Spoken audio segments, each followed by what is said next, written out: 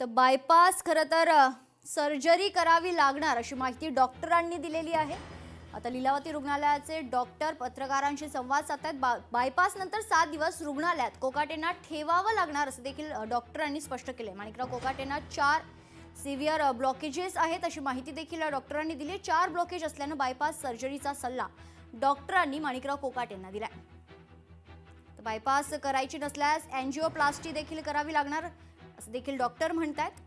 यावेळी डॉक्टरांनी पत्रकार परिषद घेऊन माध्यमांशी संवाद साधत माणिकराव कोकाटे यांच्या प्रकृतीविषयी महत्त्वाची अपडेट दिली आहे। माणिकराव कोकाटेंना 4 ब्लॉकेजेस आहेत अशी महत्त्वाची माहिती आता लीलावती खरं तर या रुग्णालयाच्या डॉक्टरांनी दिलेली आहे। सविस्तर माहिती जाणून घेऊयात। आपला प्रतिनिधी भाग्यश्री प्रधान आपल्या सोबत जोडल्या जात आहेत। भाग्यश्री, महत्त्वाची माहिती आहे की म्हणजे कोकाटेंना सर्जरी करावी लागणार आहे। सर्जरीचा सल्ला डॉक्टरांनी दिलेला आहे। डॉक्टर काय सांगतात खरं तर याकडे सर्वांचं लक्ष होतं। हायकोर्टाने दिलेला दिलासा आणि त्यानंतर माणिकराव कोकाटे यांच्या हेल्थ बद्दल आलेले हे अपडेट्स, दोघांबद्दल काय सांगा? सुरुवातीला हायकोर्टावर येते। हायकोर्टामध्ये खरं तर जज जेव्हा बोलत होते त्यावेळी त्यांनी फार त्याच्यावर धक्कादायक हे सगळ्या गोष्टी असल्याचं सांगितलं। कारण सुरुवातीला रवींद्र कदम आणि अनिकेत निकम माणिकराव कोकाटे यांची बाजू मांडत होते।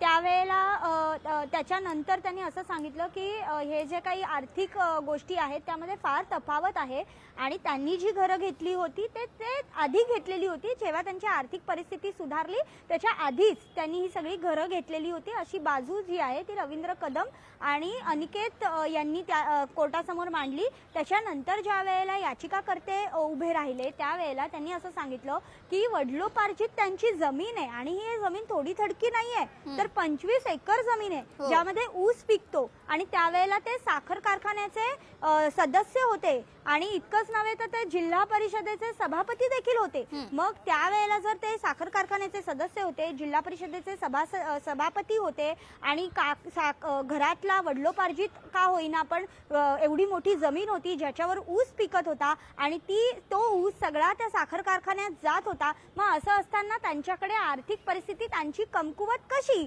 असा साधा प्रश्न विचारला आणि त्याच्यानंतर हे सगळ्या गोष्टी ज्या आहेत त्या वेगळ्या पद्धतीने गेल्या। त्याच्यानंतर ज्या वेळेला जज निकाल वाचत होते या निकालामध्ये देखील त्यांनी एक जजनी असं देखील स्टेटमेंट केलं होतं त्यामध्ये की हे जे आहे हे वैयक्तिक आहे त्यांचं, याच्यामुळे स्टेटला कुठला फरक पडणार नाहीये असं एक स्टेटमेंट त्याच्यात होतं। आणि हे बोलतानाच त्यांनी ह्या सगळ्या गोष्टी ज्या आहेत त्या अशा राजकीय पटलावरील माणसाकडनं घडणं हे अत्यंत धक्कादायक असल्याचं देखील त्यांनी स्पष्ट केलं।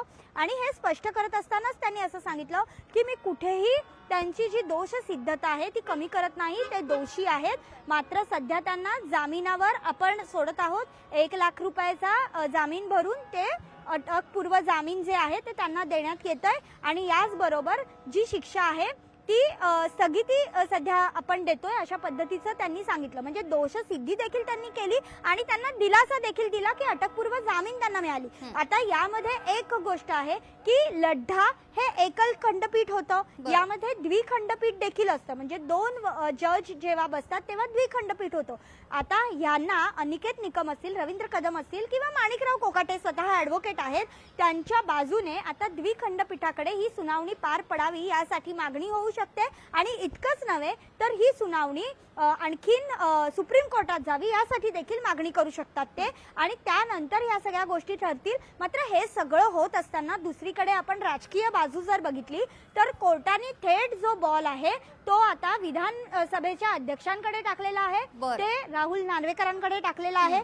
त्यामुळे आता नेमकं काय करायचं, आमदारकी त्यांची जाणार की नाही जाणार हे सगळं आता विधानसभा अध्यक्ष ठरवतील। आता आपण मेडिकल बुलेट